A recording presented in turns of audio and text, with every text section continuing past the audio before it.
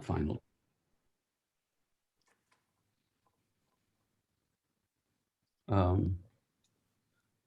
One day he came in and told me and his mom, "Hi, George." Hey, Hi, George. greetings. Hi, George. Hello, hello, George. Howdy. We can see your whole face. Yeah. And your finger. Yeah, what are you doing with it? And it's Oh, all, just- it's all just, acceptable. just getting the panoramic view. There you go. There's Fred at his spaceship. He's sitting on it, actually. Sitting on top of the world. I was telling him about Mark and Dan, and last piece about Mark. Oh, well, bring me up to speed real fast. Well, Won't take long since I already know. George asked why the difference. Yeah, because it started with forgiveness and how members of family can have different views. And John Grimmer said his mother was Democrat, father Republican, but they were very civil. And then Tom said his both parents were Democrat and he's Democrat. And then Ned says his his 2 sons did not follow in his footsteps, so to speak. And that first. Well, one has, I think. Well, yeah, Daniel has, but first they were, beating one another up, and now they've calmed down and are trying to listen to one another, but it's hard. This little last piece, Mark had always called me when stuff came up about theology and God and stuff, and he'd ask me a question or two, and I'd try to respond, and he'd say, "Oh yeah, that's it. That last point. Yeah, thank you. It's all I need." And click, he'd be gone.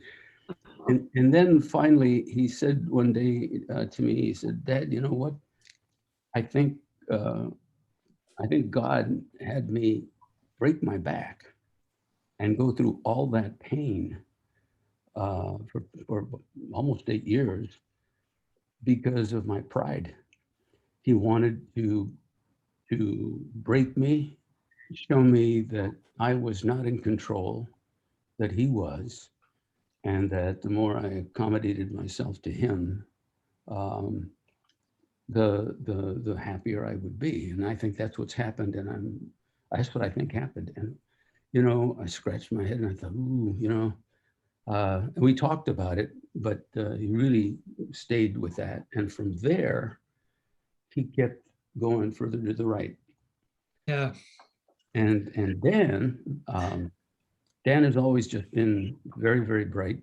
And from LMU, he went to Stanford Meds. They both were there for a while and roomed together and seemed to get along pretty well. And Dan is just really bright, and his mind is all over the place. Did well, went to UCLA, got a dose of reality. He became an ER doctor. I think I told you that. And he became chief of residence, and then went to laterally moved from residency into a very advanced position with a first group of ER doctors who he found to be corrupt. They were paying themselves way too much money. They weren't sharing it appropriately with the first level doctors or last level doctors. The nurses weren't being trained. They were always asking questions. This was in a little Providence, a little Company of Mary Providence Hospital. And patients were going wanting. And so he put together a training session or a class for the nurses who were very happy about that. He thought he was still in college, this is my analysis, where you ask a question and there are answers, or there are attempts at answers. Something's wrong, you all get together to try to fix it, or people engage. And when he went to the controlling doctor, to the first tier doctor to tell him what he thought was going on at the hospital and within the group. It wasn't very long before he was being accused of malfeasance. And then- Troublemaker. yeah, just a big troublemaker. And then a patient came in and died. A doctor came in and died on his watch, and he was accused of inappropriate care. And while slowly, the facts would come out that he hadn't inappropriately treated the doctor. The main Wait, accusation. you misspoke, Ned. No, I guess you didn't. The facts came out that he had not committed malpractice, right? That's right. Yeah, okay. But they leaked out, and his colleagues were, trying to find some way to get rid of him. And the bottom line was, And this was at Little Company of Merit, yes, Where you're going, Tom. where I'm having my care managed, even though Abundantly. even though the radiation City of Hope. yeah, Providence, as you know, is the big gorilla that now has taken over St. Jude Heritage and St. Joseph's here in Orange County. Yeah. And I don't know. And their anger at Daniel goes so far that they've twice now tried to kill Ned at their Orange County hospital. And my being a friend of Ned. So Fred, hopefully you Roger didn't go to a Providence hospital for your heart defibrillator, did you? Well, bottom line, the lawyers said, you did everything right, but you're going to lose. And I got really pissed off when I heard that.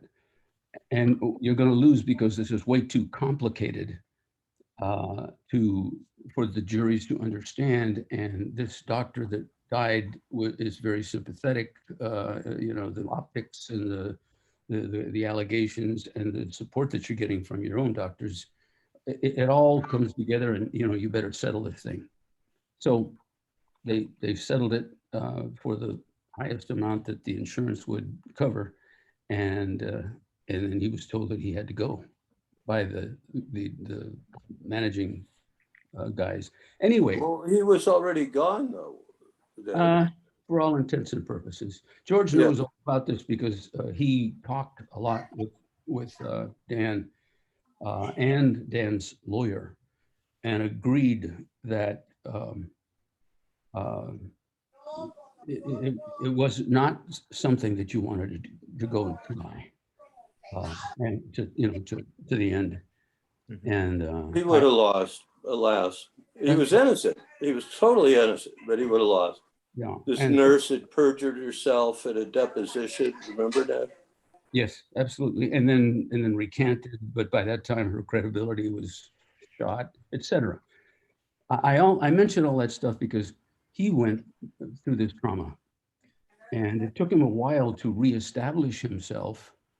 And now he's working at UCLA and Martin Luther King hospitals and doing very, very well. But COVID has completely dissipated they're exhausted. And this new wave that's coming is very real. And again, he just called yesterday, and he said, I told the chief that I'm only going to take so many shifts at UCLA and so many shifts at Martin Luther King, and that's it. And I told him that's how it's going to be. I can't handle it anymore. And he left, and that was last night. I don't know what's going to happen.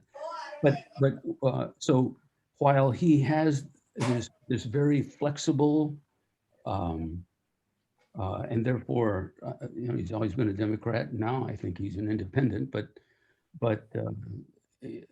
Trump was verboten for him. Biden is barely tolerable for him. And I'm not sure that he's completely okay with Biden.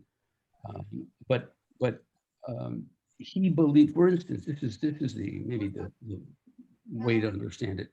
My older son, the engineer, believes that COVID is tantamount to an excuse to have government control over people, surveillance, all that stuff. And Dan says, Dad, Mark, this COVID is real. They are now not believing Fauci and anybody who tells them that they have to wear masks or they don't have to wear masks, or, they've got their own sources of information which are in a bubble, and which they being Marcos. Mark, yeah, the older one, the engineer, and Dan is saying, Mark, whenever you tell people not to use the mask and not to get vaccinated, you're hurting so many other people, and you're really making my life horrible. And Mark doesn't believe that. Are any of you familiar with the Federalist Society? Yes. And do you get their newsletter? No. I get their daily newsletter, which is basically links to about a dozen of their articles on their website. And that is absolutely scary.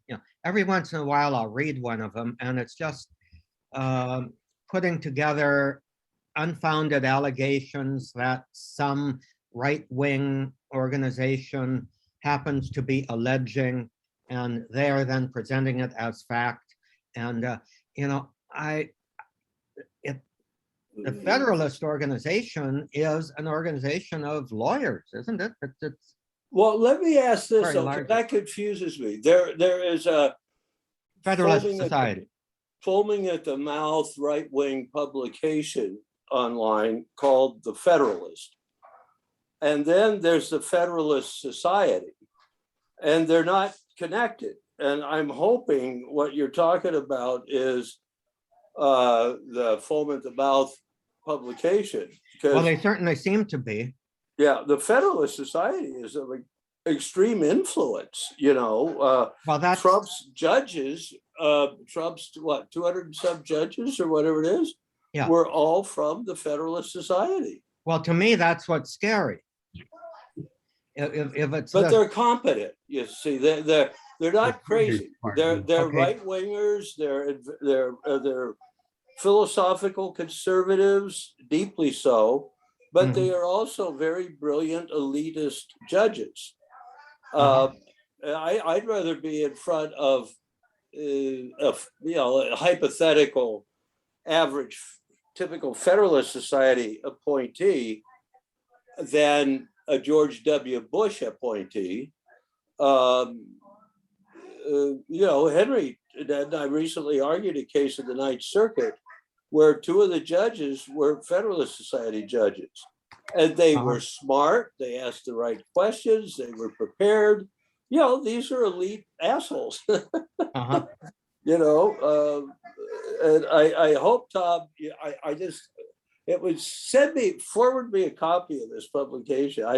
I just hope to God that, Leonard Leo is the head of the Federalist Society. He's a Catholic, and he's very conservative, very right wing, but he's a Catholic sort of in the Chesterton kind of mold. He's had a special needs child, or maybe two, one of whom died. And he's very, he sounds like a holy man. But I haven't seen him interviewed on what he thinks of how immigrants ought to be treated. So I don't know. Okay, well, I'm sending it to all of you, today's briefing, and I would suspect that this is not the Society. the legitimate Federalist Society. In fact, they Yeah. don't even say society in their, Yeah. Does Molly Hemingway write for this? I don't think so. Oh, okay. Because she does write for the crazy one. What is it Okay. about this group that, I mean, what's an example, Tom, of what is so objectionable? Well, I'm going to send it to you and you can see Okay, your own examples. okay. I wanted to mention I think it may be on its way. in relation to what Ned was saying, I wanted to say something about the reason why I chose to go to Beth Israel rather than St. Elizabeth's Hospital. And my joking reason is that most Jews don't believe in eternal life, so they're more likely to take care of you in this life. Well, That's a good, that's a good reason, Fred. Uh-huh. But the other reason is one of my colleagues, who was a moral theologian, a really swell guy, a priest who came over to BC from the seminary. He was assigned to study the relationships between doctors and nurses in the different local hospitals. And he said, on the one hand, Beth Israel was by far the best, and the relationship between doctors and nurses at St. Elizabeth's was by far the worst. Uh, Oh, my. uh-huh. That kind of echoes Providence. Yeah, Wow. well, I've had a lot of medical care lately, and I keep telling Ned, dump St. Jude's and go to Cedar Sinai. You know, I sort of the same instinct Fred had. And that's where Mark goes. All of his children have been born at Cedars, even though it's away from where he lives. And anyway, Well, anyway, George, I just want to conclude by saying thank you for that, for making that distinction, because what I was alarmed at is actually, it's not the Federalist Society. Well, I hope my distinction is valid, you know. I hope so too. well, Can we- you know, as you're talking there, and Ned, as you were talking about Mark and his broken back and how he interpreted it, I'm thinking of chapter 2 of the book Quest. You know, I read that this morning, the whole thing of an insight. You know, there was a situation that Mark found himself in. yes, He had an insight. To me, it was an incorrect insight, yes, you know, from my point of view. But if he has that, if that's an indication of his worldview, I can see then how he would be against vaccinations, et cetera, or masks, because it goes back to the beginning. In other words, there are more questions that probably you would have Mark consider, or Herb or Fred. You might say, well, gee, does God go around doing that? Does he give people broken backs to learn how to be more humble?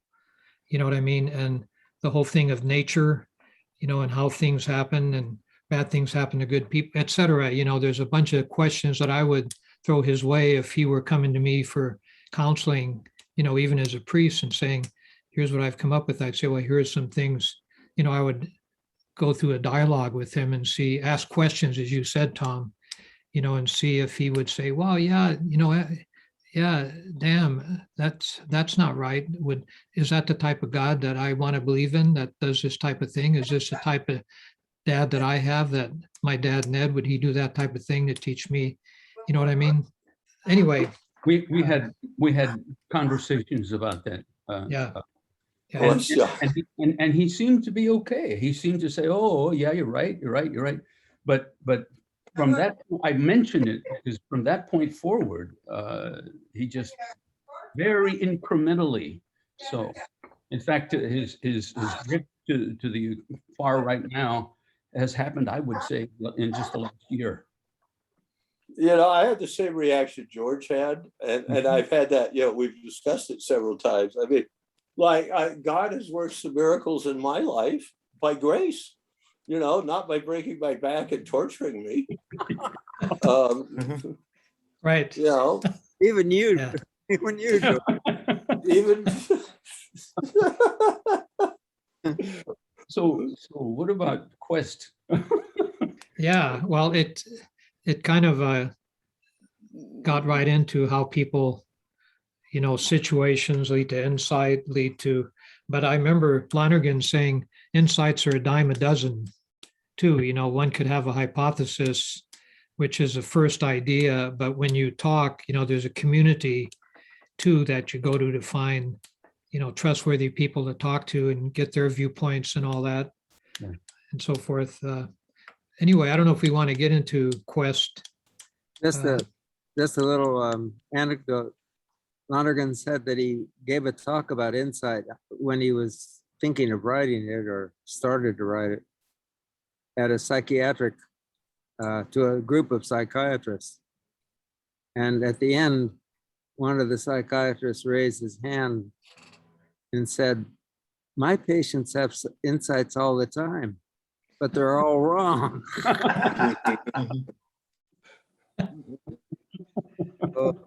So that goes along with what you said, George.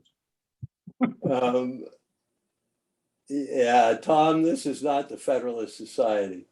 Yeah, Thank God. yeah, thank God. In fact, now I've decided to just not pollute my inbox with them, and I unsubscribed.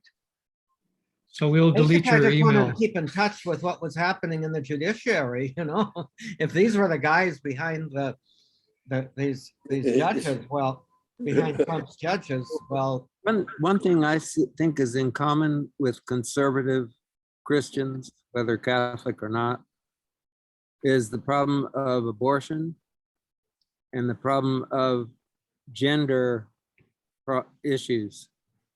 Yes, So oh, yeah.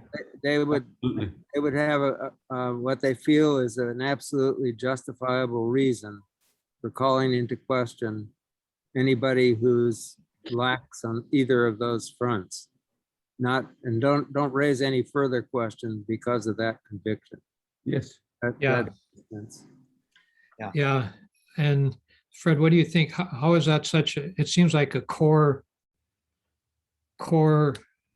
topic or core belief how do you think that's become so strongly entrenched so that somebody will look at Biden and say, yeah, he's this, but look at these other things he's doing, and so forth. But these other things overtake everything, right? They're like a filter, a primary filter of their consciousness, it seems That's like. right. It is, and that's the way they were instructed to be. In other words, for a person who's really following scripture, you have Genesis 1:26. Let us make man in our image and likeness, male and female, he made them. He didn't have a lot of different genders. Yeah, well, no, in mind. yeah, no, yeah, the new Genesis would have about 24 different things, right? And then there's a letter for whatever else might come up. Yeah, now there's a plus at the end. I've seen LGBTQ B plus. Or XD elementos. No, but Yeah, so it's, I think the thing is, it's hard to separate the difficulties of that position from the real honest conviction that those people are living in the light of. And certainly they've been socialized and acculturated into that point of view. I wanted to ask Ned before we go to Quest, how did the sons get along with Herbert? Daniel swimmingly. Herb was his sponsor for confirmation. He had refused to do that in grammar school and high school. And Mark respected him very, very, very much. But um, Herb gave both of them, as they came into LMU, the key to his office. Said, here's this key. Whenever you want to hide out anywhere and just read or think, you can use my office. And Mark, I think, used it twice during his 4 years. And Dan used it all the time. Neither of them used it as a party place, though. Yeah, he had, a stash there. So does that mean, maybe Dan read more of Mark's books that he had in his shelves? Both these guys, both Marcos and Daniel, whom I've known since they were in diapers, each of them, and Darlene babysat my kids while I was going to law school. So, when we'd go pick up my kids, her kids were also there. So I got to know them thoroughly. And they're both brilliant. They are utterly, utterly brilliant. Marcos has a PhD in artificial intelligence, Doug, for that. Mhm. And Daniel, I guess, more garlanded himself at Loyola. I mean, it seemed like he got every academic award except best female student, Yeah, And- the president, when he, just before he gave him his diploma, said, actually, he got two. He said, Daniel, you've done something nobody in the history of Loyola has ever done, and is not likely to be done ever again. He got completely straight A's and did get every award, and was, in, I don't know, half the societies in the place. And everybody used to say, well, gee, he doesn't look like a dork, Oh, he's 6'2", he's friendly, he's charming, that stuff. Well, who was the president at that time? the classics guy, Walsh? he was from Boston. Tom O'Malley. O'Malley. Yeah. Exactly. He was when I first came to Boston College, he was the chair of my department. Wow. Hmm. He was, Really, we liked him a lot. Really good guy. Yeah. So anyway. Oh, I asked one of my colleagues, one in the Lonergan gang, what he thought of O'Malley, and he said, he comes from Central Casting. Central Casting, I love Right here. It was very. Yeah, the accent and the whole bit, totally. Okay, I'm sorry, I interrupted. He liked Herbert a lot, O'Malley did. When I'd go down there and eat with Herbert, he'd always have us to the Jesuit dining room. And he'd always stop by the table and say, hi, George, and, read any Cicero lately? And, not really. So insight. Yes. Fred, can you give us some insight into insight? Well, I think the thing is, it's about the quest is really about becoming a good human being and contributing to a healthy common good. And so the stakes are existential. In other words, they have to do with the meanings and values by which you constitute your life. And that means, in a certain sense, what all the writing has to do with in the final analysis is deliberation. That's where you ask and answer questions about what to do and should I do it again and again. Mhm. And so the whole basis of Lonergan's thrust is that Thomas Aquinas agreed with Aristotle, not completely on Aristotle's grounds, that human beings have a natural desire to know everything about everything. And that's the first line of the metaphysics. And that means that it goes quite together with Augustine's teaching that human beings' minds are created participations in the divine light. So that's one interpretation of what that making human beings in our image and likeness in Genesis can mean. And so we're not up the creek without a paddle when we think about the right way to live. And that's the fundamental question of our lives.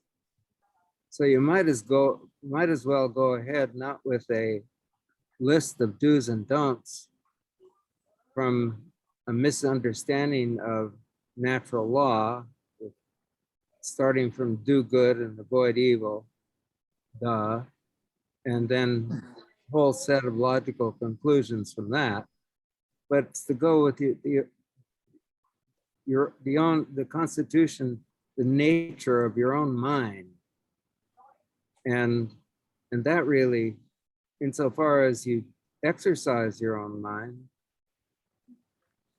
in the right way, because will, in the Thomist way of understanding it, is an intellectual appetite which responds to the suggestions of intelligence and reasonableness, so that the only responsible thing to do when you are choosing a course of action is to do it for the highest good and to do it in accord with what intelligence and reasonableness teaches you to do. So this is a thing about Thomas Aquinas's notion of the will, which Lonergan follows. So you know that the basic conditions for committing a sin is that you have full knowledge and you also exercise full consent. If you don't have full knowledge or you don't have full consent, it's not sinful. And so what is sin? It's absurd. It's choosing with full knowledge, consent to a course of action which you know doesn't go along with what you know is the right thing to do. And so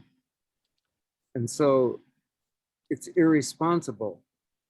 And this is the interesting thing. He doesn't consider the choice to sin a free choice.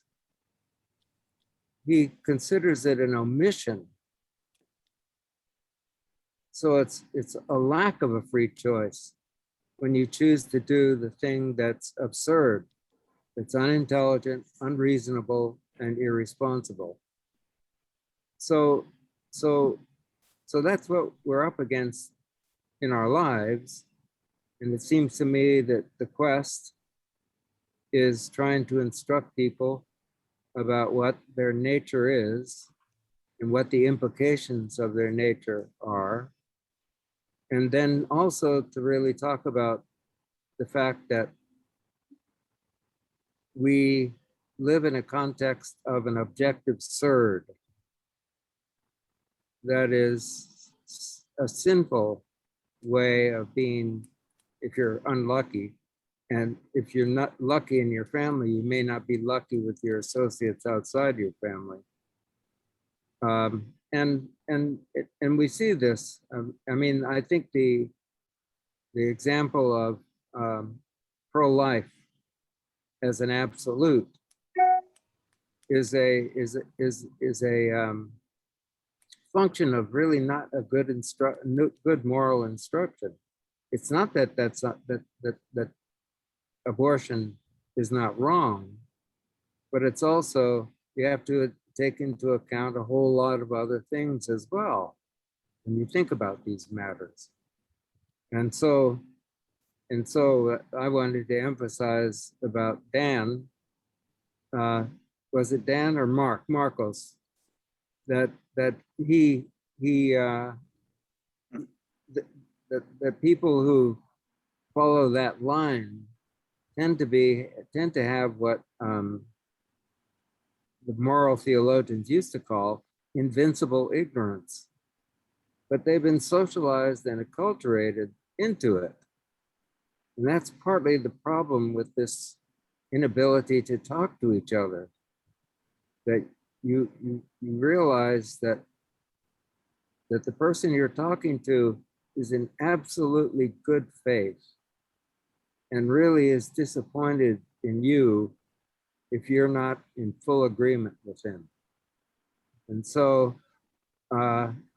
they could love you because they'll consider perhaps that you have invincible ignorance on the other side, but still, it is the problem of socialization and acculturation, including within conservative Catholicism and liberal Catholicism and conservative evangelical Christianity and the other forms of Christianity, which are hyper liberal.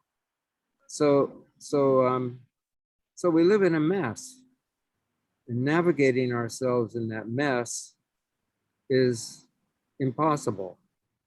But as George Crook already brought out, and the reason why we can call him Ladrón Bonus, is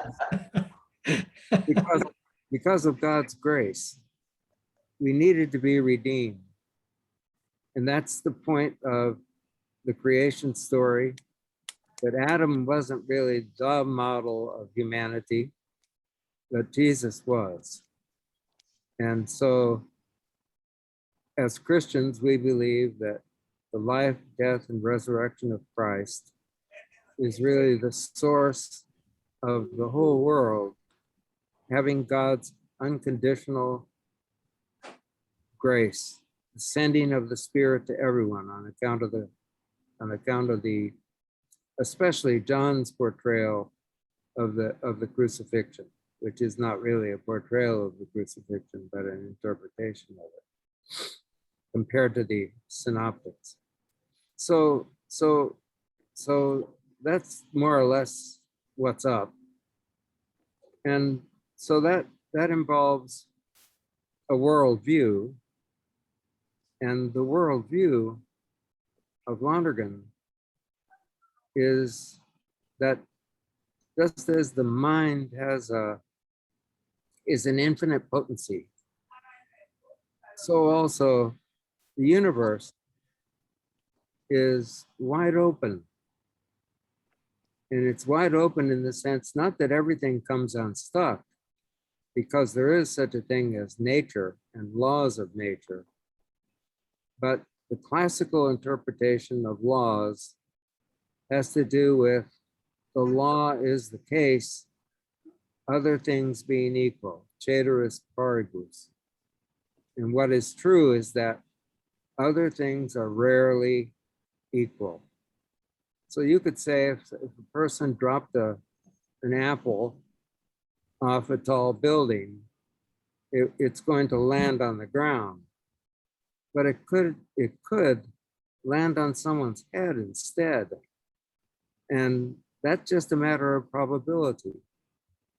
Aristotle considered contingency of that sort, namely something that didn't have to be what it is exactly, or occur necessarily, that's excluding probability. And probability is a way of thinking about intelligibility. So this is something I thought of while Ned was talking about Marcos's way of having sort of a very tight, you could say uptight worldview. And yet he knows about artificial intelligence, and he knows about algorithms. And algorithms have to do with probabilities. You get huge data and you figure out what's probably going to happen because of your good or bad algorithm. So people in the stock market use that, but that doesn't always work out, you see, because it's only, the answer you get is really only probable. But there could be a high probability, which you rightly understand because of your algorithm, which you've come up with to deal with the type of data and the amount of data you're messing with. So he should know about, he does know about that, but he doesn't universalize it in a certain sense. He doesn't realize that it has to do with the way we live our lives. So most every judgment we make is probable. And the conditions for truth either are fulfilled or they're not. But whether they're fulfilled or not is a matter of contingency. So whether we make a judgment, and the way we make judgments are contingent, it doesn't mean it's relativist, because when you figure out whether the conditions have been fulfilled, if you can verify that, then you know what is the case. And that's not something that's revisable. It's absolute in a sense. So for example, we know that from history that Caesar crossed the Rubicon. Remember second year Latin or first year Latin? But if it's true, nothing can change that fact. It's just a matter of fact. And matters of fact are contingent. There are things that have to do with things that are conditioned, but the conditions are fulfilled in such a way that we have a certain amount of certitude or absolute knowledge about a thing. So for example, George made the judgment based on evidence when he was advising Dan that there was no way he was going to be able to last in that job the way things were going. And one of the chief pieces of evidence is that one of the nurses perjured herself.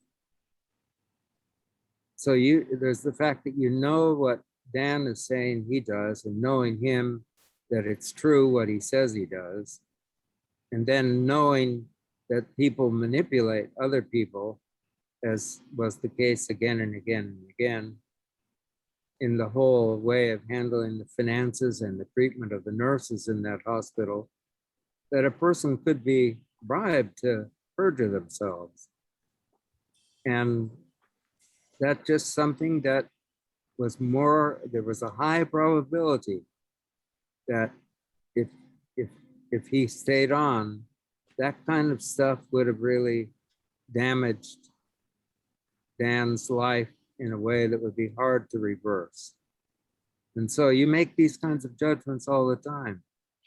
So on the one hand, you have to understand hypothetically what may be the case, and then you have to muster the evidence to figure out what in all likelihood is going to be the case.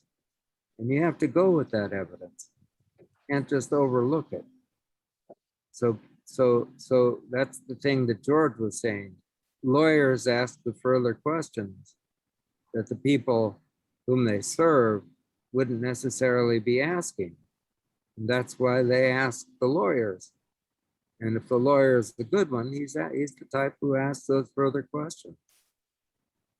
So that's a lot of what this is about. Becoming ourselves, which is a contingent matter. What does that mean? Well, that means when a kid is in a family whose parents both work all the time. And they stay at home and watch TV so that when they first go to class, they have 2,000 or 3,000 words less vocabulary. Mhm. Probability of their catching up is very low. That has to be taken into account. And it's much worse now. Huh? Because it's much worse now because of the schools being closed last year. Oh, God, yes. Yes, that shifted all the probabilities downwards.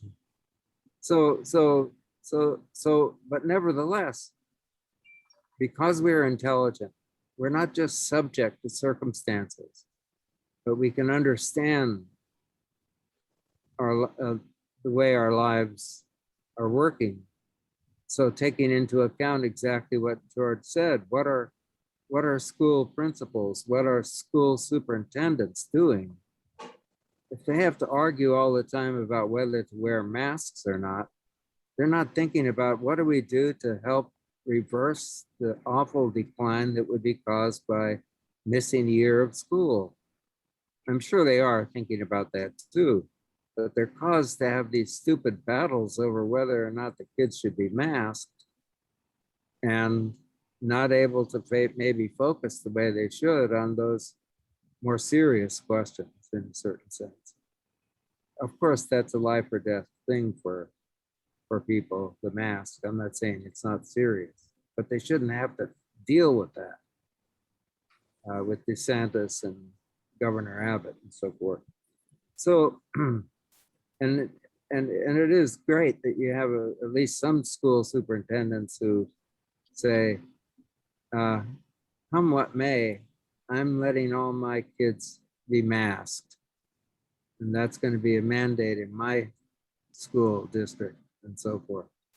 So then people are free to think about more serious things with regard to where the kids really stand in terms of their education. So that's what we do.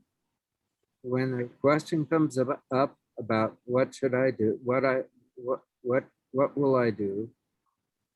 And then the question gets more serious when we say, what should I do?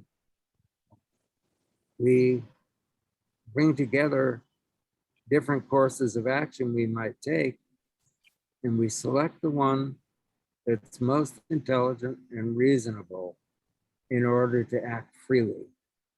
So there's a big problem. We see this. This is the awful thing about invincible ignorance. These people who say that the government is destroying their freedom by making them wear masks are misunderstanding what freedom means. But if they're invincibly ignorant, which it looks like they are, they don't have full knowledge and they don't have full consent. They're acting in accord with what they think is true, that all of us who will obey restrictions with regard to masks have drunk the Kool-Aid, and we've been taken control of by the big anti-freedom masters of the universe and so forth.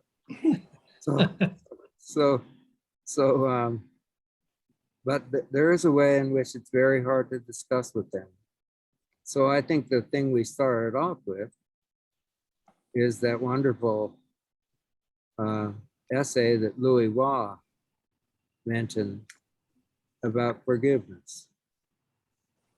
And yes, and our realization that, which we're fortunate to have, but everybody has the spirit. We know, since it's not only the spirit, but the example of Christ Jesus, that we know what it means to forgive because we know what it meant to be forgiven in the way that Christ offered us that in his act of love and dying for love of us and forgiving us. Anyway, I'm blabbing on now. So if you guys have other questions, either about what I said or what you read, that's fine. I have a wonderment. What you're saying, Fred, to my little pea brain, is a very logical, both in the realm of facts and faith, that builds on itself. And it's something that's very thoughtful. John Grimmer has introduced us to a book and some concepts that have really affected me. There's a guy by the name of Haidt who wrote, what's the name of the book, John?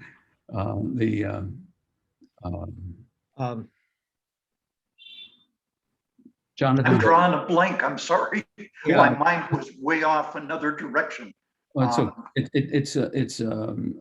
anyway, the thesis of the book is that most people, very nearly 100% of people, just a very brilliant man, make decisions and therefore go in directions that are dictated more by their feelings, by their guts, by their instincts that may not be appropriately developed, than they do The righteous mind. The righteous mind, thank you, George. than thinking. And he analogizes the human way, the human behavior, as an elephant with a little guy on top of the elephant, and the little guy on top of the elephant is a man, and the elephant is our feelings, and the little guy above is either trying like mad to make the elephant go in a reasonable way, and the elephant's going wherever he wants to go. And in fact, the little guy above has the major reason that he's up there is not so much to guide the elephant, but to come up with rationalizations for the elephant's behavior. And then he distinguishes between the liberal mind and the conservative mind, and says that the liberal mind has some very worthy values, but they're only a few of the considerations that one needs to have to be a full human being. There's compassion, and there's the desire not to hurt. Those are the, John, catch me if you can, because who knows what I'm going to. Fairness too. Yeah, and fairness. Well, and so the conservative mind Right. tends to balance all of these, and the liberal tends to be substantially more in the compassion side. And if I may, I want to come back to your two sons.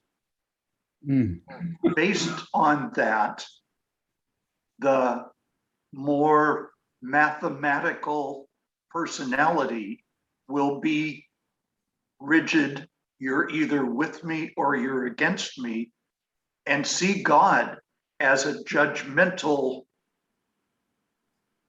factor. God wanted it this way. Whereas the medical, the more intuitive into the ongoing, and I want to put this onto George Farrick, isn't your experience with counseling that the more rigid mathematical thinker is a much bigger challenge than the more compassionate liberal? Yes, I'd rather have the more rigid person be the airplane mechanic who's taking care of the airplanes. There's a principle of appropriateness, Yes. I think, and the problem is, and I know Timothy Leary, here's something I found out, that before he went into drugs, he was a highly regarded psychologist, maybe at Harvard, but he wrote a book and he talked about, he went into psychological disorders or classifications of temperaments, et cetera. I think I still have the book, but his thing was when people go to one extreme and they become that, they apply that. So the engineer will apply that in parenting. He will apply it if he has a pet, probably in different ways. So there's a principle of appropriateness. And I think Lonergan gets at that when he talks about the common sense world and so forth. Yes. But yeah, engineers were troubled in mediation. They wanted their parenting plan to be totally complete, to cover everything, and there would be no principle of modification. Yeah, that's correct. I found that. And engineers would probably not want to go to counseling to begin with, but they had to go to mediation. Yeah. They had to go to mediation and at least show up. And I can remember mediating with an Orthodox Jewish person. We ended up with like a 25-page agreement because of all the little details about you couldn't do this after Friday evening. You know what I mean? If he had to pick up the children and his ex-wife was not Orthodox Jewish the way he was extremely, but you couldn't believe all the details that would be there because of that rigid framework. There was just no give. Yeah. In the Torah, there are 614 commands. Yeah, Right. that gives you a worldview, doesn't You're a it? scholar. Yep. Well, there's no part of life that isn't covered. Yeah, just Right. for our information for a moment, here's the moral. There we go. Who's that, Haidt? That's Hates, the Don't call him hate, call him height. height. I'm Height. sorry, height. Haidt. Yep. Yeah, can you see that? Okay. Yep. Yes, Yes. 5. The only thing with it is that it has no. yeah, you may have started too low on the Well, page. yeah, the He's got a chart like, but you see, the 5 moral foundations, the polar opposites: care, harm, fairness, cheating, loyalty, Yes. betrayal, authority, subversion, sanctity, degradation. Yeah, And there it's- wasn't any heading. This was I blew up part of an article.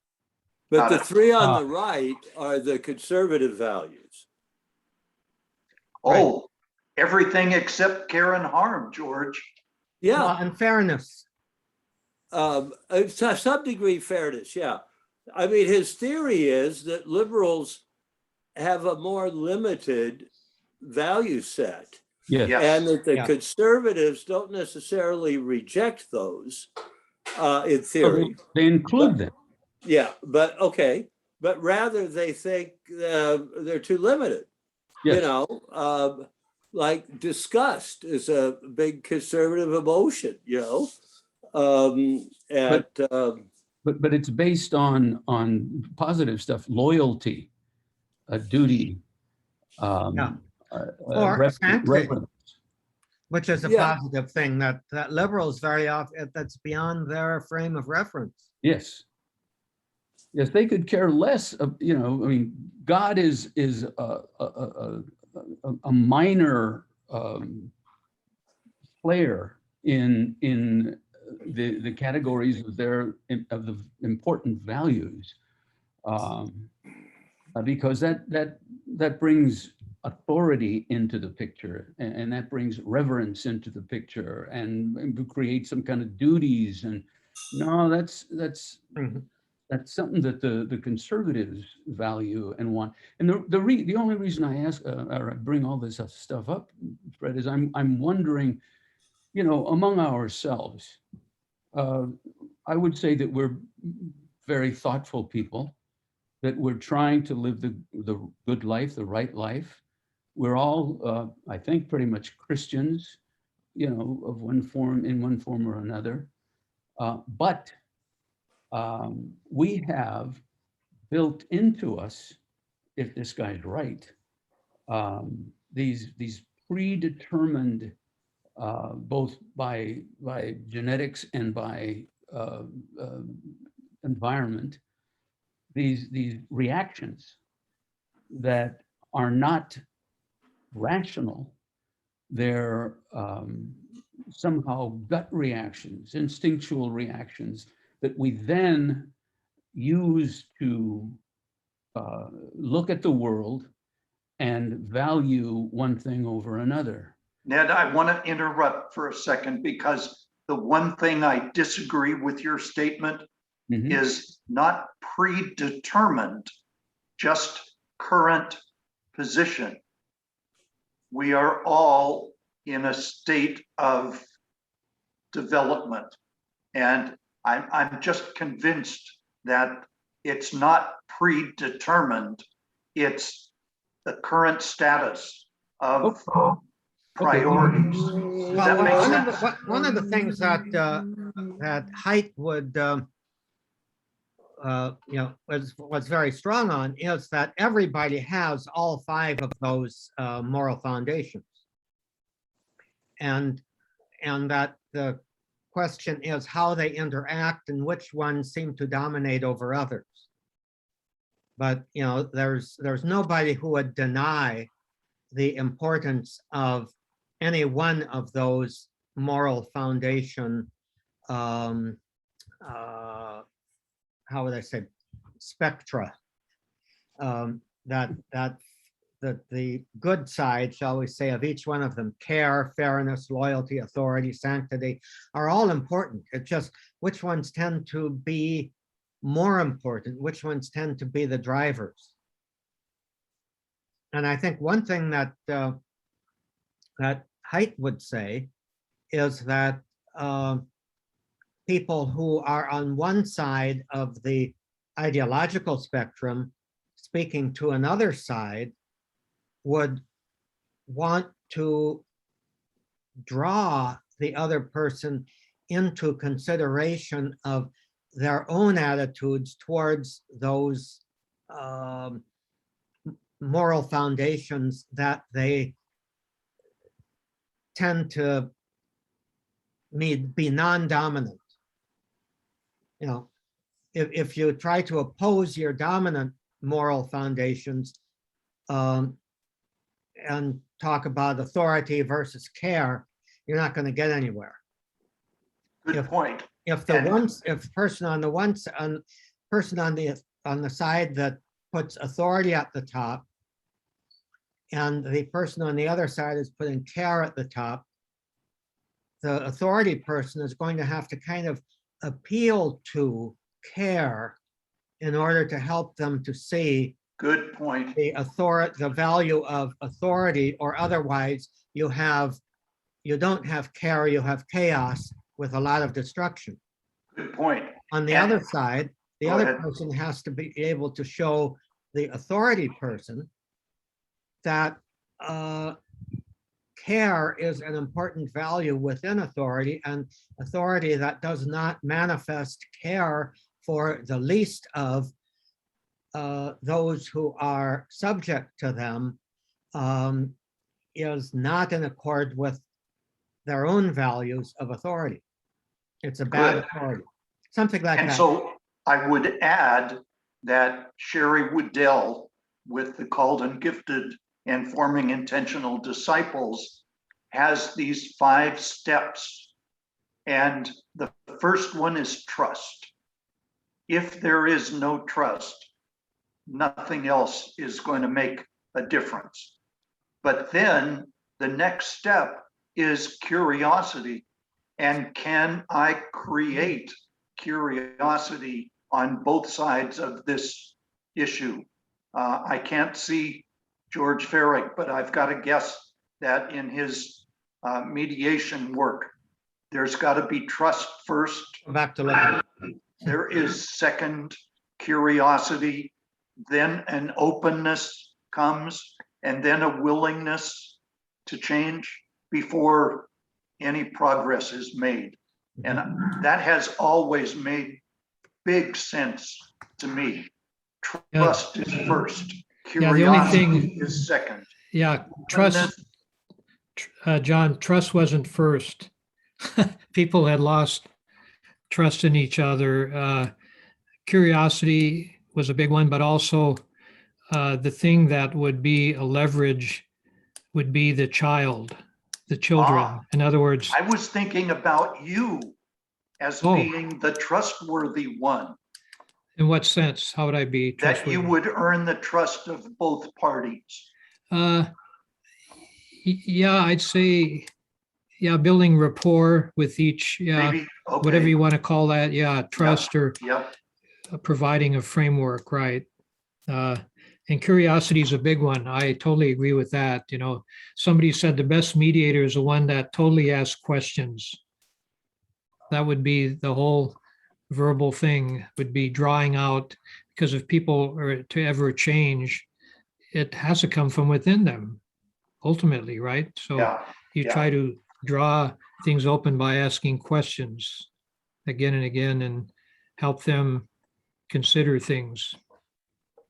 The last thing, Ned, and I have to think that when you've got a son who's a mathematician and an engineer, and a son who is a health and wellness person, that those are almost priorities. And if there's a way not to make it all black and white, but that trustworthy interaction, I don't know if you've had, it sounds like you've had moderate success, but mathematical thinkers are very different from those caregiver types. Yeah, the reason I asked Fred is those underlying values seem to me to get in the way of making accurate definitions or coming into discovering, having insights, and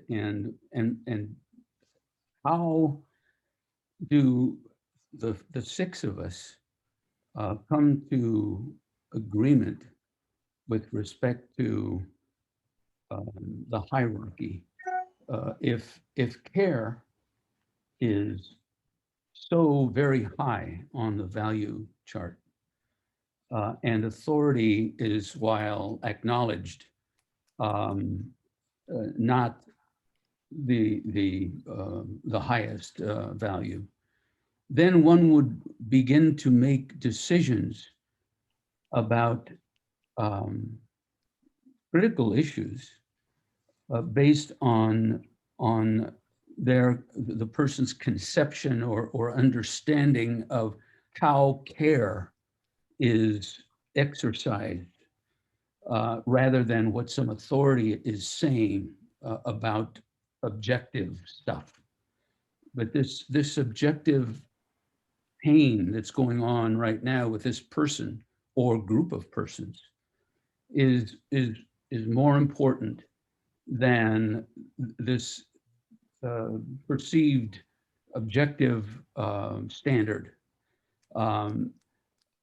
And how, I mean, grace obviously is the mediating, making healthy and whole, being able to integrate those values into life-giving power, I guess. But it just strikes me as very difficult for us, even us. On the one hand, Dan with respect to health, these people in such agony that sometimes he comes home and he just sits there, or will call us on his way home and just talk for an hour as he gets home about his experiences, and has trouble making decisions, moral decisions, not that he doesn't, that are predicated on, some authoritative view of it, Did he, as opposed to what can I do for this kid now, and why would I do this, or I'm going to take this guy's view because he's suffering so much, and his view is based on stuff that that this authority is not recognizing. I don't know if I'm even making any sense. I think you're talking about assisted dying Well, assisted or something. That dying, would be an example of it. Yeah, abortion, course. a whole bunch of things. yeah. Ned, right, yeah. Ned, let me tell you about a conversation I had with your son like 5 days ago, just by coincidence. Dan? I had called him about a medical issue with my own kid. And in the conversation, he said, George, today I spent some time with a patient. She's pregnant, and she's not voluntarily pregnant. Her boyfriend impregnated her, and she didn't really want to be pregnant, but you know how those things go. It wasn't quite rape. And she's in very bad health. And she has another child with Down syndrome who's very disabled, and she's getting evicted. And now she's pregnant. And she was talking about whether she should gonna have an abortion. And she said, doctor, I don't want to, but in essence, how do I not? And Daniel was far more tormented over it than I was. I would predict what the woman will do. I could be wrong, but of course she's going to have an abortion. And I don't see God coming down on her much at all. I mean, what the hell? What is she supposed to do concretely in her life situation? Yes. Et cetera. I was laughing at John, or with John. I don't know, but back to this thing about mathematicians versus humanists or whatever. Clarence Darrow, famously in the 1920s, had this rule of thumb about whom he would want on a jury. And he said, I'll take Catholics, I'll take Jews, I don't want Protestants. And I don't want engineers. I don't want, the structured type people, was his point. Catholics and Jews have more tolerance for human frailty. Now, that was the Catholics of that era, who were still very close to Ellis Island and not the Napa Institute. Not the Napa Institute Catholics. I was reading that Cogley article, George Ferry, about his oral history about having helped JFK with the speech at the Houston Ministerial Alliance in 1960. Yeah. And he said, a lot of Catholics in Boston didn't really like the Kennedy speech in 1960 because who were they? They skipped the Catholic experience of being working class and poor. And, they were, JFK was down in Palm Beach trying to get laid when he was a teenager, apparently successfully. But, and only when Jack Kennedy became, another Christ martyr, in 1963, did the Kennedys take on this mystical thing among Catholics that they had for so many years and still do with some of us. Let me say something about the original way Ned described Haidt's point of view. I would disagree with the disjunction between feelings and knowing. Lonergan always said that feelings are the mass and momentum of human living. Are the mass? Mass and Momentum. momentum of human living. So in other words, think back in the days when people smoked. Think of people who said, yes, I know it's going to give me cancer in high probability, but I just can't stop. What's the reason for that? Feelings. And so what you illustrated about the torment of Dan in the situation that he calls you up in, it has to do so much with feelings. And he has ideas about what's right and wrong, and he has feelings about those too. So he's in a quandary, isn't he? Absolutely. And so feelings are tremendously important. None of the things on that chart that was put up in front of us by Tom, none of them are things that you don't have feelings about. So the question is the development of a good life of feelings. But you can't do it without feelings. And those conversations that we're talking about where convincing the other person that you're right rather than the other person being right, instead of forgiving the other person, it depends how you feel, doesn't it? How do you do that?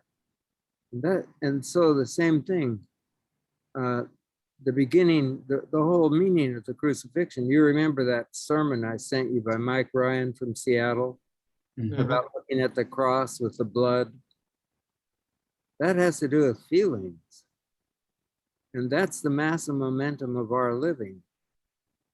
And so you can't really go against your feelings. And that's what Aristotle was saying about habits. He said you don't have a rule for doing the right thing. What you have to do is consider the way people you know to be serious and prudent, have practical wisdom, choose things the way they do. You imitate them. Well, why would you even think of imitating them? You know, a person whose feelings are way out of kilter probably is not going to even think of it, may not even know anybody like that. So we know that too. Both you and George, when you realized how important it was for your life to have a spiritual director like Herb, that had to do with your feelings about what your life would be like without that. And so feelings aren't necessarily bad, but they can be bad. And in the cases that you mentioned, those kind of knee-jerk reaction type of feelings, that's something that you wouldn't do the more virtuous you were. And so feelings are tremendously important. And they have to do with, so for Aristotle, virtue lies between the extremes of excess and defect. And in the passage where he talks about that, he says it's easy to fail in either of those two ways and to really hit the mean between excess and defect really is rare. We know that from our own living.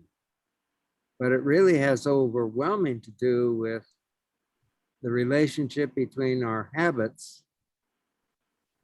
our antecedent willingness, and our feelings, and the experience of being converted, either intellectually or morally or religiously, has overwhelmingly to do with feelings.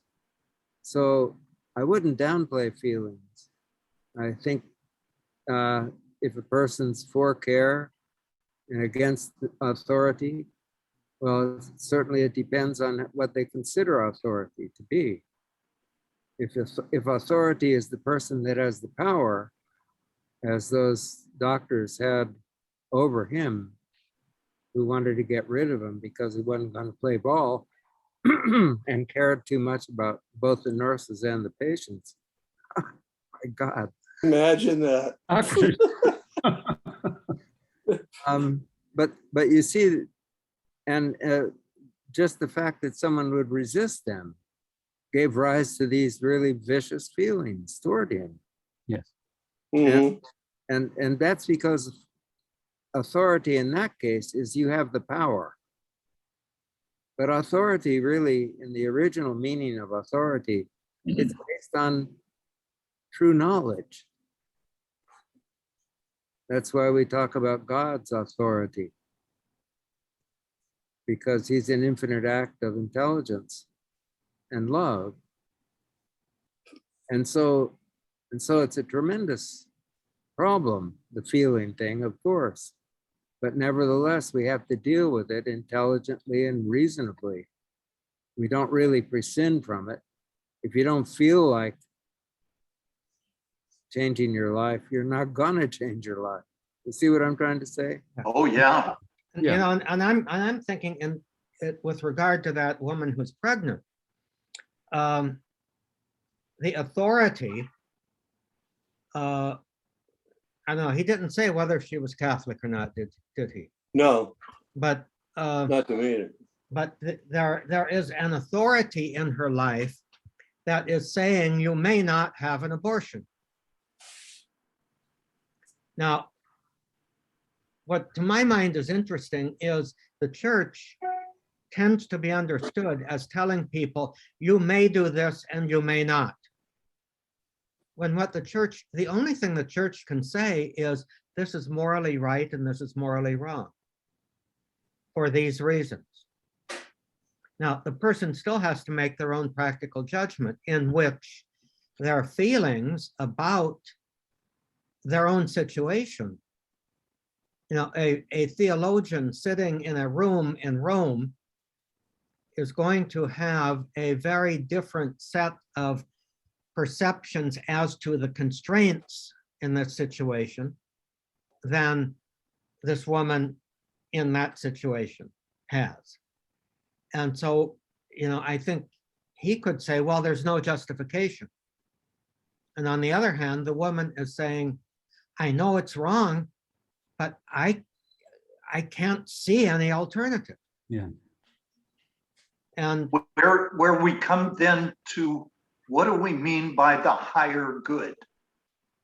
I mean, Yeah, I think, in this respect, but is there a higher good? George? yeah, John, I was thinking too that when she says, I know it's wrong, but what can I do? I think she's saying it's certainly not desirable, but I don't think she's going to say, and I'm going to do the wrong thing.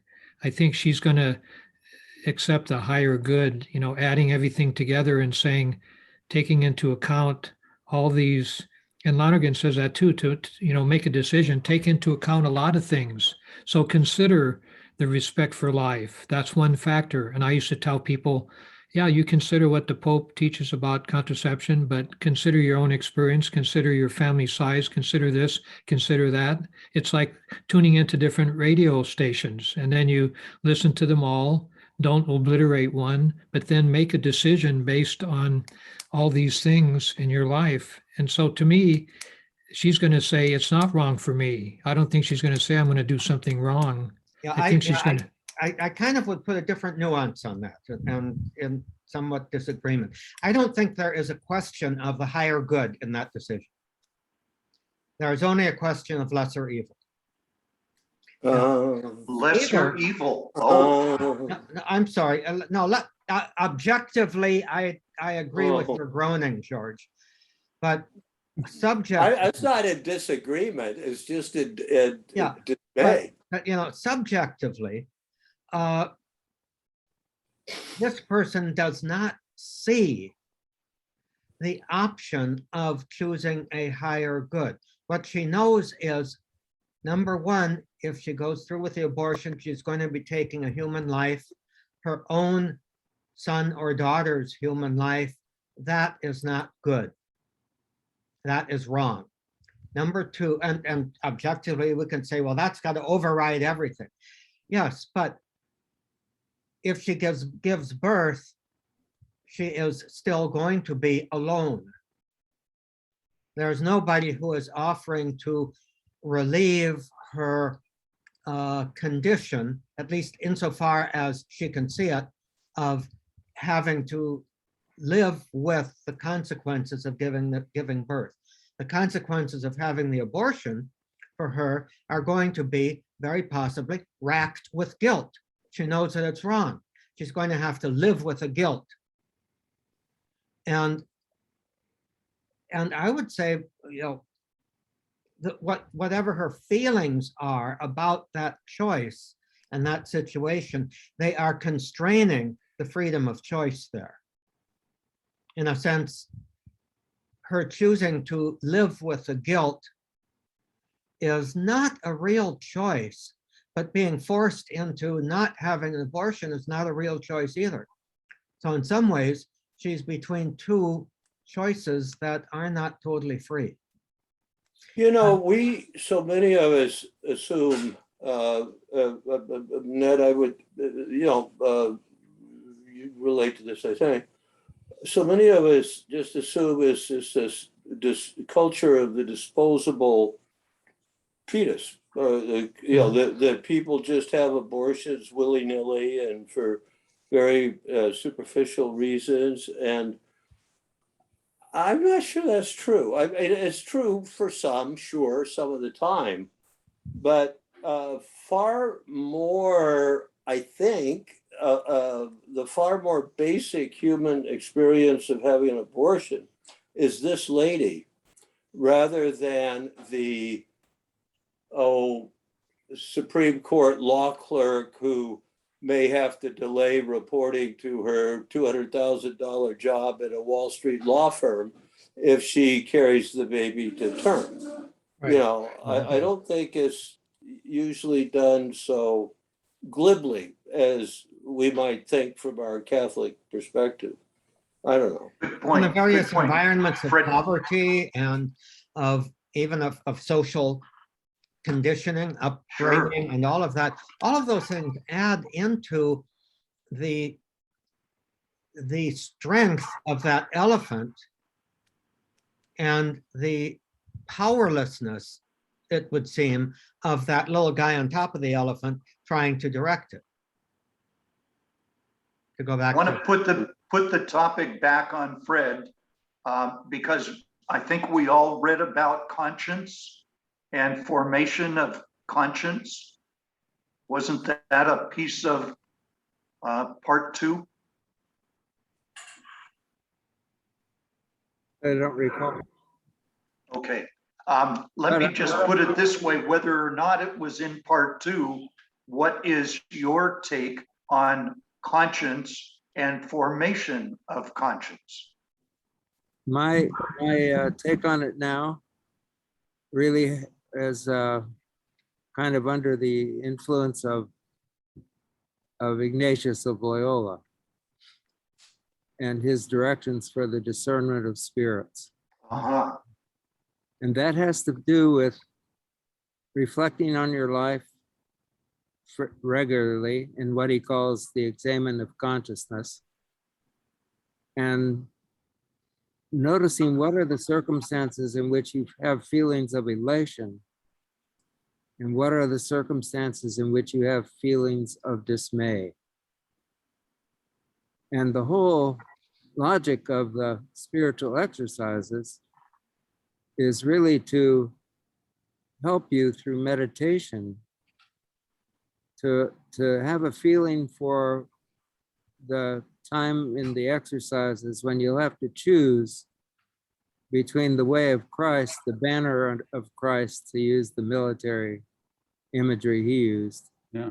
and Satan. And so there is something like what a lot of moral theologians still talk about, which they speak of as a fundamental option. And the ones who do speak about fundamental option don't really emphasize so much mortal sin, because they really realize that mortal sin really is in a very limited situation. And I think in a certain sense, what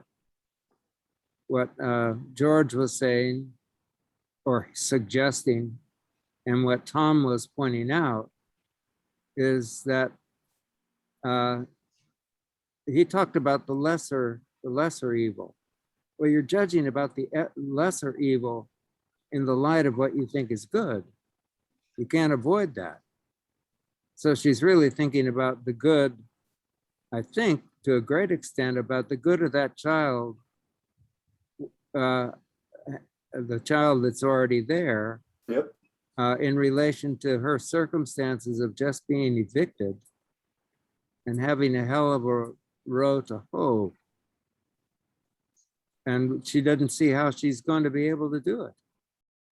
So I think it's a terrible limit situation. And I think if she chose, and this I suppose maybe Tom was agreeing with, if she chose to have the abortion, yes, it would make her feel guilty. But I think what she could kind of discern was going to happen if she didn't have the abortion weighed probably more heavily in her mind and in George's mind. So I don't think it would be a mortal sin, the way they say. She's not going to hell. That goes against. Yeah. I'd like to piggyback on that too, and just to me, guilt should not be assumed. It depends on who you talk to. If you talk to a Catholic priest, perhaps you'll end up feeling guilty. If you talk to a Episcopalian priest, you might not feel guilty. Or if you talk to a woman psychotherapist, you may not feel guilty. They may mitigate that sense of guilt. So I just wouldn't. Guilt is not an already out there thing, right? It's not like in a box. It's like it depends on who is that person, and who are the people in that person's life, and who are the voices that are speaking to her. Well, So I just want to toss that in there. I think Mhm. that's right, George. My wife, Darlene, is MFT, and so are you, George. Yeah. And you dealt with people making decisions in the process of, or already have made decisions, and you're asking them to perhaps reconsider, and you're proposing questions that hopefully will lead them to a better decision. Darla, my wife, dealt with young women who had already had abortions and who had this horrible guilt. And what she tried to do is tried to talk about, why the guilt, what's the source of the guilt, and what about forgiveness? And if if you believe in God, a good God who forgives, etc. But she met so many young ladies who were feeling so guilty. You know, Yeah, all the well- studies and surveys and research indicates that that's a small minority. A small minority. Well, I Yeah, don't doubt believe it. it or not.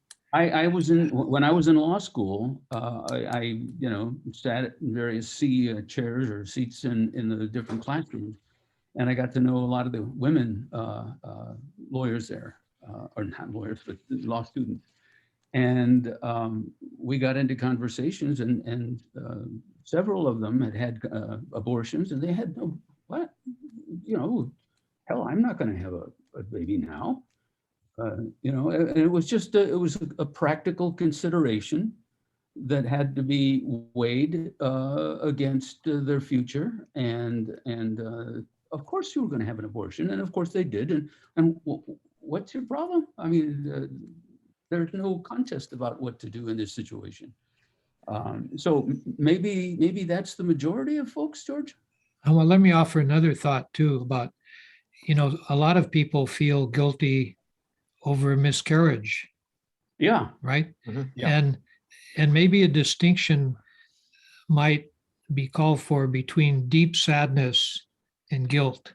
I think a deep sadness, somebody who has an abortion may carry forever a deep sadness, Mhm. or somebody who loses a child through some accident. There's a deep, deep sadness. But not a And sense of responsibility for it. Right, yeah, but not a sense that I've chosen this wrong and I knew I shouldn't have done it, but No, but maybe if I had done something different, this would not have happened. So there would be some kind of basis for at least psychologically feeling guilty, because, well, if only I hadn't gotten drunk that night, or if only I hadn't this or that. or right? only if I had taken the pill. That's right. If I had disobeyed the authority and taken the pill, I could have felt guilty for that, and then instead of this. But I just trying to show you how absurd it can get. But Yep. I want to come back to John's question. The thing about Saint Ignatius is he's always talking about conciencia in Spanish. And most interpreters now of Ignatius realize that is not only the word for conscience, but it's the word for consciousness. Yes. So it's a formation of consciousness. It's an examination of consciousness, going over the day you've had and the things that made you happy and the things that made you sad and so forth. So I think there is a way in which you're getting at a right thing, which is, I remember having those lists of the mortal sins and, the old thing of confession. Give me the species, give me what you did, what the species is, mortal or venial, etc. Alone or with others? And yeah, but when eating meat on Friday is on the same list as killing somebody, there's something wrong with the list. So that was just a mistake. And I think it comes from, I think what Tom was alluding to, it's an authoritarian church. And those Yes, I was alluding to that. those things you were, right, the conversations you were having about policing, the desire to police everything, that's sort of the, Lonergan said somewhere in one of his books, he spoke of those people who were always condemning people for heresy as the carabinieri della fede, cops of the faith. Yeah. You know, Fred, stumbled across, and I was trying to find it and I can't, sort of a digest of volume 1 of the notes de Lubac took at the Vatican Council. Lo and behold, he was a diarist, if that's the term, kept a diary, kept profuse notes about the committee meetings leading up to the council, and then the sessions of the council. And on the internet, there was like a lot of volume 1, I think it was. And so I did a search for certain keywords, you know, like McIntyre. And he talks about being in a huddle with Cardinal McIntyre and others. And the Cardinal was saying, look, we don't want to venture too far out at this council. The key thing is we have some truths of faith that are longstanding, and we don't want to jeopardize those. You know, the conservative instinct, right? But he was, boy, his criticism of these scholastic theologians of the Vatican, Fred, I mean, remember when you were talking about classicism, were just devastating. That was He wasn't, or McIntyre. de Lubac, Henri. He wasn't bitter in what he was saying, but he was very, you know, just pointed. He would just dismiss somebody saying something stupid in like 2 sentences, and they were charitable, but they were, boy, were they clear as to why this guy was an idiot, you know. But I'm just going to say, Marie Dominique Chenu, and a really other French guy who was along the lines of de Lubac. He was a Dominican, and for a change, you had the Dominicans and Jesuits heading down the same stream. Yeah. And de Lubac, I didn't tell you this yesterday, that he had, he says, well, I heard this joke at the meeting of the such and such, you know, and the joke was Cardinals Ottaviani, Siri, and Ruffini were in an accident, a terrible accident. And who survived?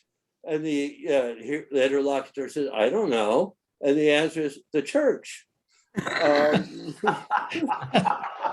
another one that just cracked me up was, well, I heard that Cardinal Ottaviani was saying he wanted to die before the council ended.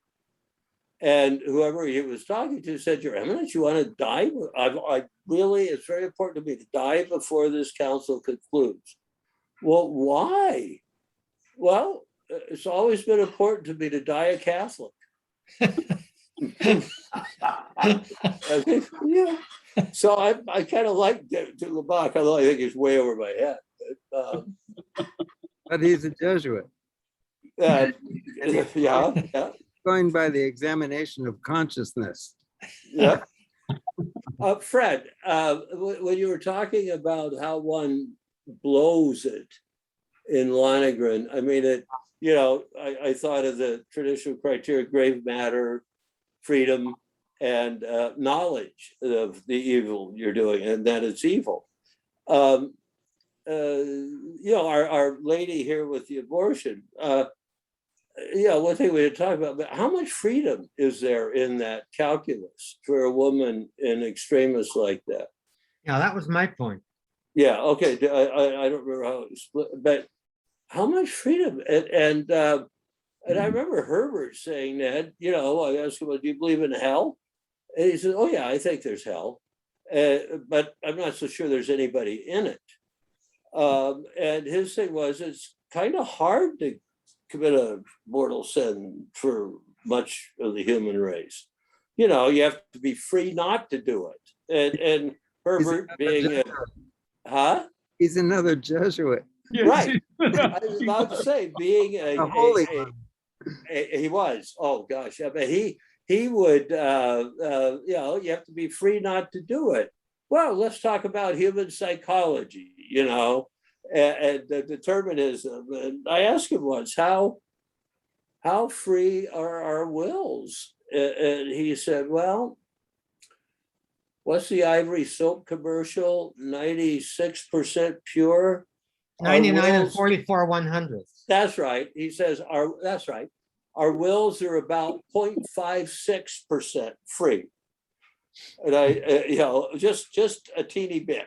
And he said, of course, that's where all the drama is with human beings. Isn't that 0.56%? I can't help but think, in a real way, this was all Luther's fault, possibly Augustine's, but Luther interpreting Augustine, because Luther focused on, and almost exclusively, if I'm getting him right, focused on justification. Simul peccator, simul justus, or whatever. Something, but whatever. But he focused on justification, which was because he was focusing on his own salvation. Right. How can I be Sure. justified? And what was excluded in that was mercy. Mm.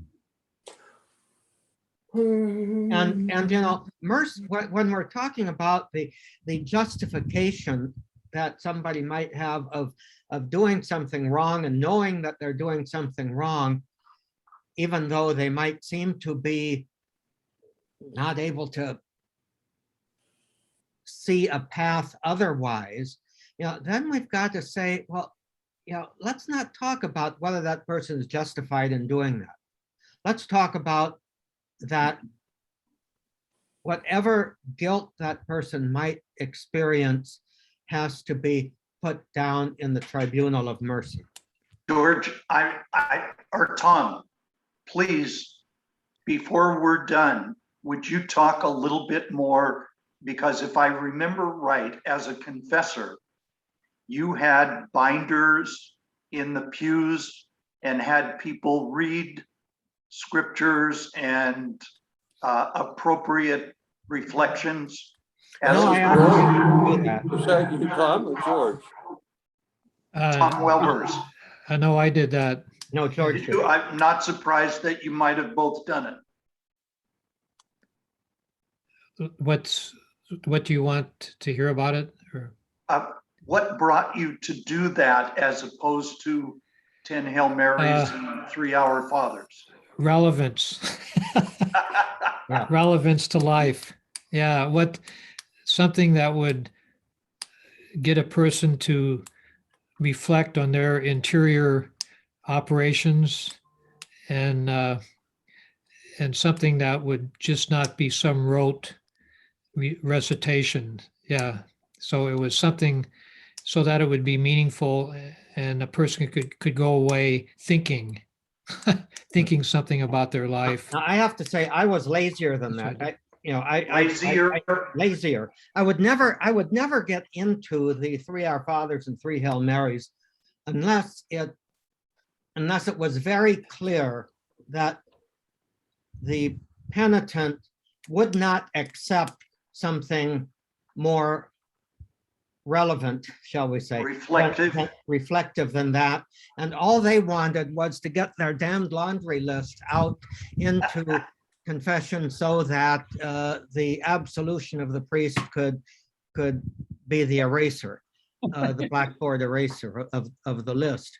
Oh, well, you could have chosen some reading that has to do with that. No, that's no good, Father. That's it. That's no good because that doesn't get me grace. If I'm saying the Our Father and Hail Mary, there was a certain indulgence attached to that. And let me show you in the Enchiridion of the indulgence what it is. And so, I would sort of throw up my hands for that 10% maybe of penitents for whom there was no possible relevance other than 5 Our Fathers and 5 Hail Marys. If I went beyond that, I couldn't give him the rosary because, oh, Father, I'm not that. Yeah. Uh, So you had to come up with the right number. So what I would usually do, Proportionality. actually, what I would do sometimes is ask them to read a certain, I'd ask them to go to the missalette. Because That's a good that, thing. that Yeah. compilation of scripture is already there. And as often as not, the Sunday scripture readings would say something to a penitent heart. Yeah, there's some Or- good hymns, good hymns there too. I never thought of that. Yeah, Yeah, you're good hymns. yeah, you're right. That's because the Catholic hymnal is so pathetic. Now, what I also used to Boy, do, is that true. what I always did, probably, if somebody showed some real interest in presenting themselves in need of healing and in need of God's grace, I would ask them, what do you think would be a good penance? This is the sort of thing that you did. And a penance is actually supposed to address whatever guilt or whatever wrong there is in what your sinfulness was. What do you think would address the Ah, wrong that you already confessed? That's a great approach. And, Yeah. and, I'd hate it. Penitent. sometimes I got really? rather, I got a more creative response from some people than I could have given them. So, Yeah, And you probably would have been a lot more lenient with them than they were with themselves often. yeah. you are very right there. Sometimes I would have to tone it down because I knew that they couldn't possibly do it. They might Yeah. say, oh yeah, Father, I can do that. Well, no. Anyway, I've got to go. I Okay. just wanted to Great mention great how- discussion, Okay, guys. George. I would just Okay. wanted to mention how grateful I am that all those girls got to meet Darlene. Yes. Yeah. Oh, I good have- reflection. Yes. Yeah, Uh, Tom, I don't agree that Luther wouldn't have allowed for mercy much. I mean, he took the epistle to the Romans and restored it to Christian theology pretty much, as I understand it. Okay, I'm not going to, I can't give myself credit for being that much of an authority on Luther to be able to say one way or the other, except it certainly seems to me that justification took the center of theological dialogue. Not, Oh, it did, but isn't that an act of mercy I don't by know, God? not when justification is used as a tool for a person in authority or a group in authority determining the moral value of somebody who is subject to them. Oh, I'm talking about God's justification, through Jesus. Yeah, fine. But I'm kind of talking about how do I participate in that justification? How am I justified? By you could, the By great grace alone. sign of your justification is that you do good works, Mhm. according to Luther and Calvin. We had a friend we befriended from England who happened to be a homosexual and had AIDS. And he was very interested in religion. And he was reading Heidegger's early work on Luther. And there's this tremendous contrast in Luther between the God of glory and the God of the cross. And he would call, since he had AIDS and since he lived in England, he could call us up late at night and tell us how he felt. And I remember him talking about this, and he said, boy, if I believed in God, I'd want it to be a God of glory.